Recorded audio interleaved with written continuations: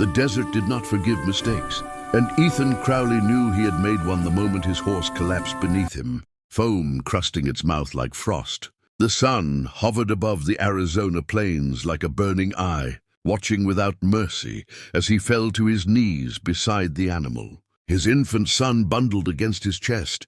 The child whimpered softly, dry-lipped and weak, the sound cutting deeper than any bullet ever had. Ethan had crossed these lands before as a ranch hand, a drifter, even a soldier, but never like this, never carrying the fragile weight of a life that depended entirely on him. His wife had died 3 days earlier, her body wrapped in a shallow grave marked only by stones. And now the milk in his canteen had long turned sour. His son was starving. The land was empty, or so he thought.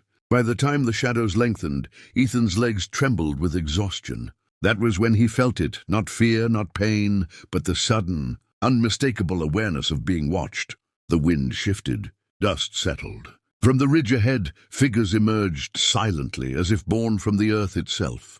Apache women, 4 of them, stood in a loose half-circle, their posture calm but commanding, eyes sharp with intelligence and something older than the desert itself. They were not armed like warriors, yet Ethan felt more exposed than if they had been holding rifles. He pulled his son closer, instinctively shielding him. Though he knew it was pointless, the eldest stepped forward. Her hair was braided with bone and leather, her face lined not with age alone, but with endurance. She looked at the baby first, not Ethan. Her gaze softened, and she spoke in slow, careful English. "Your child is dying," she said. Not cruelly, truthfully. Ethan swallowed hard, his throat raw. He nodded once. Pride meant nothing now. Survival meant everything. Without another word, one of the younger women knelt and produced a small gourd. Inside was goat's milk, still cool, still alive with nourishment. Ethan hesitated, suspicion battling desperation, but the baby's weak cry ended the struggle. He fed his son, tears cutting lines through, the dust on his face as the child latched and drank like life itself had returned. The women watched silently. When the baby finally slept, breathing steady, the eldest spoke again. "We will keep him alive," she said. "But nothing is free." Ethan stiffened. He had known this moment would come. The Wild West taught men early that mercy always carried a price. "Name it," he said hoarsely. The woman met his eyes. "You will marry one of us." The words landed heavier than a gunshot. Ethan stared, certain he had misunderstood. Marriage, to an Apache woman, was unthinkable in the world he came from. It meant exile from his people, a life without roads or laws he recognized. Yet when he looked down at his sleeping son, warm for the first time in days, the choice was already made. The women waited. The desert waited. Finally, Ethan nodded. "Tell me who," he said. The youngest stepped forward. Her name was Nita. Her eyes were steady, unafraid, carrying both strength and quiet sorrow. She did not smile. This was not a romance. This was a pact, ancient, binding, and unbreakable.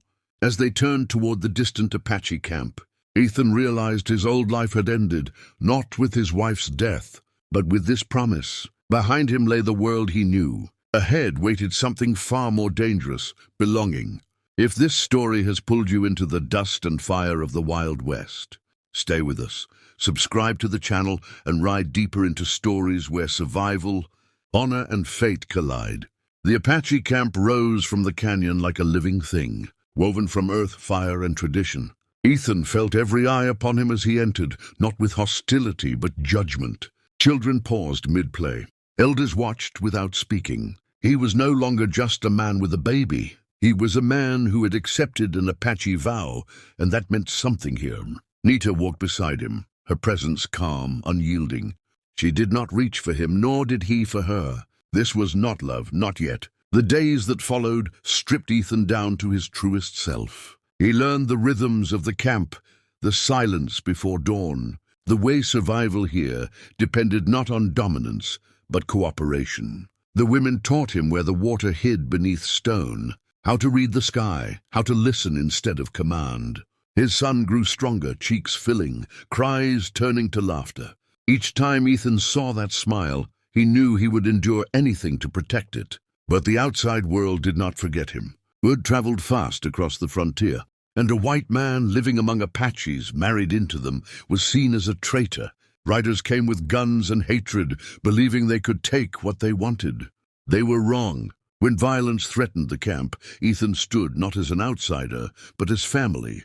He did not fight for land or pride. He fought for his child's future, for the woman who had chosen duty over fear, and for a people who had saved him when the world would have let him die. In the end, the offer that began as survival became something deeper. Marriage grew into respect, respect into trust, trust into love that did not need words. Ethan never returned to the life he once knew. He became something else, someone forged by loss, mercy, and the courage to accept an unexpected fate. And as the desert sun set over the Apache land, one truth remained clear. Sometimes the Wild West doesn't save you with a gun, but with a choice. If you believe the most powerful, stories are born where cultures collide and destinies change. Subscribe now. More unforgettable Wild West stories are waiting for you.